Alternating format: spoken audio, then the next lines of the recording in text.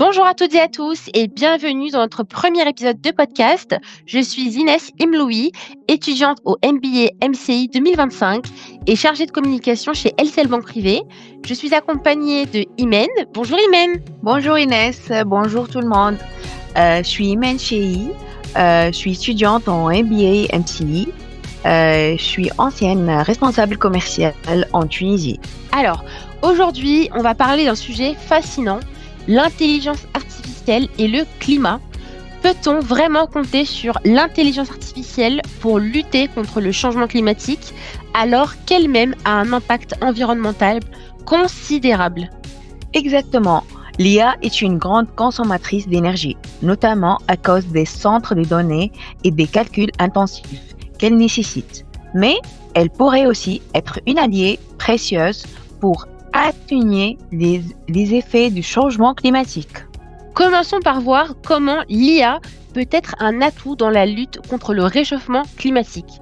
L'un des domaines où elle est déjà utilisée, c'est l'amélioration des prévisions météorologiques. Par exemple, l'Organisation météorologique mondiale, OMM, s'appuie sur des modèles d'IA pour traiter l'énorme volume des données et affiner la prédiction des changements climatiques.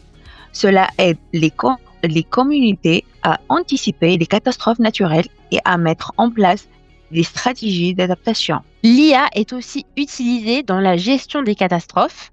Elle permet d'identifier les zones à haut risque, d'améliorer des systèmes d'alerte et d'aider les autorités locales à planifier des interventions plus efficaces. Un bon exemple, c'est l'application MyAnga au Kenya. Grâce au relevé des stations météorologiques et aux données satellites, elle aide les éleveurs à mieux anticiper les périodes de sécheresse et à adapter leurs déplacements en conséquence. Impressionnant. Et ce n'est pas tout. L'intelligence artificielle peut aussi jouer un rôle dans la gestion des ressources naturelles. Elle permet d'optimiser l'utilisation de l'eau en agriculture en ajustant l'irrigation selon les besoins réels des cultures. De plus, des entreprises développent des modèles d'IA pour surveiller la déforestation en temps réel grâce aux images satellites.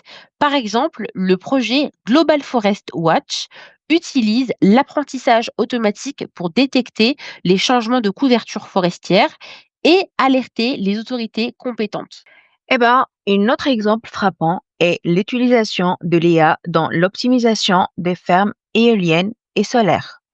Les algorithmes analysent les données météorologiques et énergétiques pour ajuster en temps réel la production et maximiser l'efficacité des installations.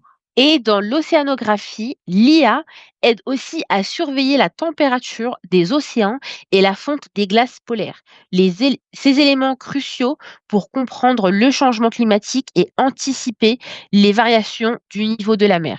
Un autre domaine clé où l'IA peut avoir un impact, c'est la neutralité carbone. Aujourd'hui, les grandes villes utilisent déjà l'IA pour surveiller la pollution de l'air et prendre des décisions plus éclairées en matière de santé publique. Absolument. L'IA aide aussi à rendre nos villes plus intelligentes en optimisant le trafic routier, réduisant ainsi les embouteillages et les émissions de CO2. Une étude menée par l'Université de Stanford montre que l'optimisation du trafic grâce à l'IA pourrait réduire les émissions de CO2 des transports urbains de 15% d'ici 2030. Et n'oublions pas le secteur de l'énergie. L'IA permet d'optimiser les réseaux électriques, d'améliorer l'efficacité des énergies renouvelables et même de prédire les besoins et maintenance des infrastructures pour éviter des pannes inutiles. C'est vrai. Et en réduisant les temps d'arrêt des installations, on diminue aussi leur empreinte carbone. Finalement, cela pourrait révolutionner notre approche de la transition énergétique. D'ailleurs, certaines entreprises développent des systèmes de gestion énergétique basés sur l'IA pour optimiser la consommation dans les bâtiments et réduire leur empreinte carbone. Par exemple, DeepMind filiale de Google a réussi à réduire de 40% de consommation énergétique de ses data centers grâce à l'IA. Ok, mais tout n'est pas rose. L'IA elle-même a un coût environnemental énorme. Former un seul modèle d'IA peut consommer autant d'énergie qu'une ville entière pendant plusieurs jours.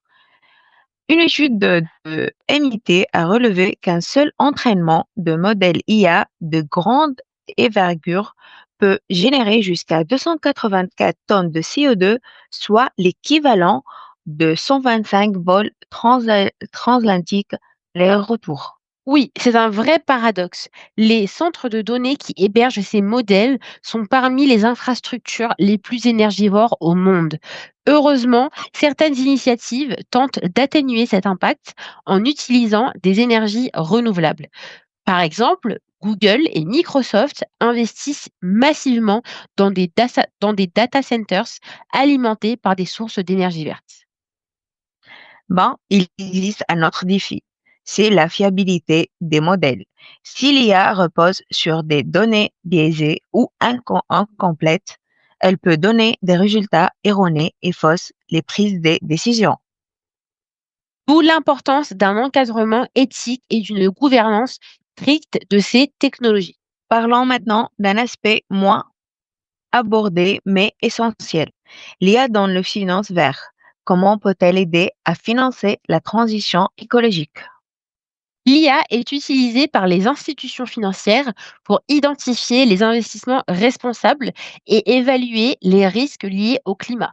Par exemple, elle analyse d'énormes volumes de données pour repérer les entreprises ayant une empreinte carbone faible et proposer des portefeuilles alignés avec les critères ESG, donc environnement, social et gouvernance. Exactement.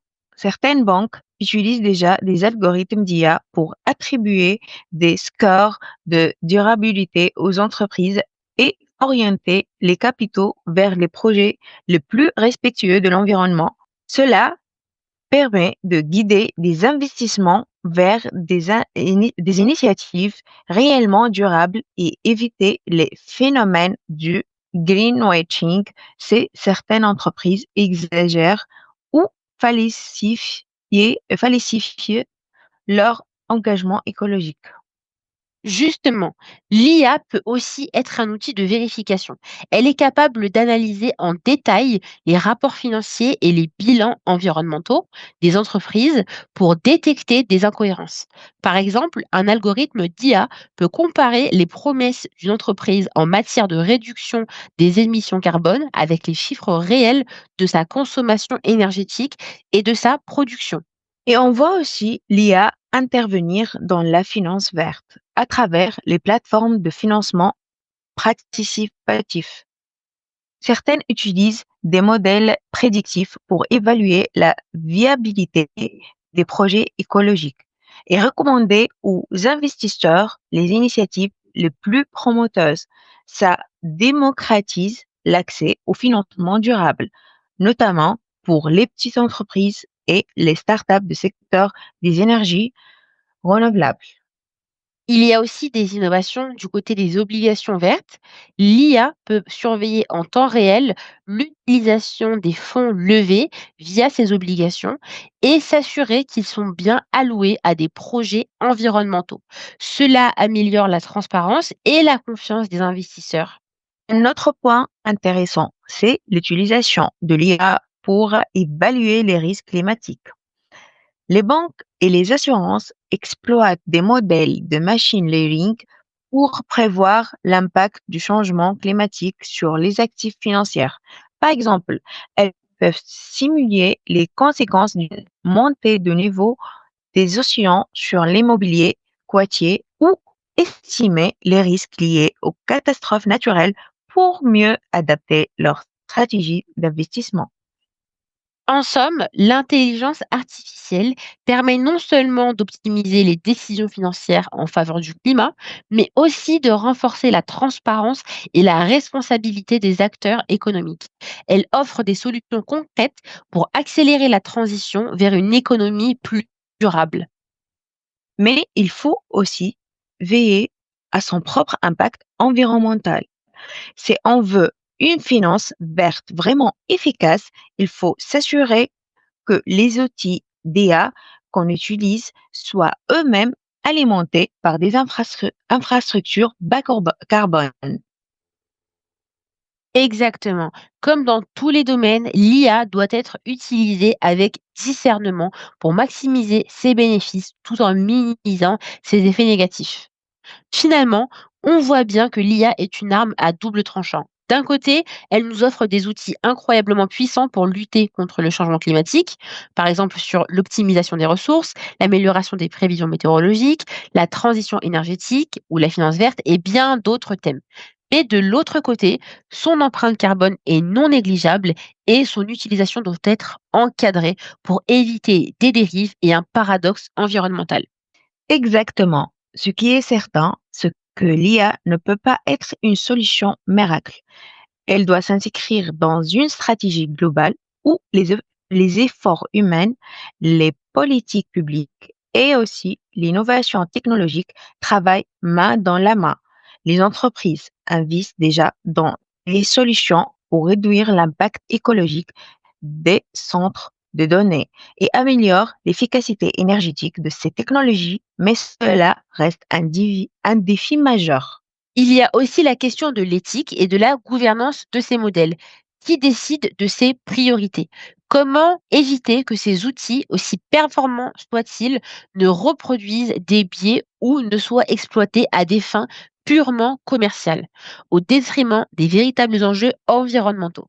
La transparence et la régulation vont jouer un rôle clé.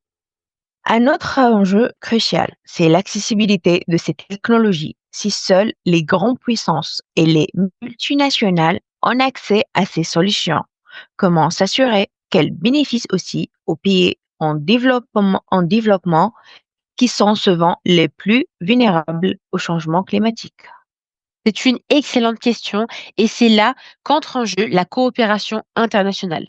L'intelligence artificielle appliquée au climat ne peut pas être un projet isolé. Elle doit être partagée, démocratisée et utilisée de manière responsable. Nous avons encore beaucoup à apprendre et à développer dans ce domaine, mais une chose est sûre, nous ne pouvons pas nous permettre d'ignorer son potentiel. Et nous devons continuer à poser des questions, à analyser les impacts et à chercher un équilibre. L'IA est un outil, mais c'est notre responsabilité de l'utiliser en bon, ancien escient. Exactement. Merci d'avoir suivi ce podcast avec nous. On espère que cette discussion vous a éclairé sur les enjeux de l'IA et du climat. N'hésitez pas à nous donner votre avis, à partager vos réflexions et à nous rejoindre sur le podcast du MBA MCI pour les prochains épisodes où on continuera d'explorer différents sujets. À bientôt! Et merci Inès et merci à tous.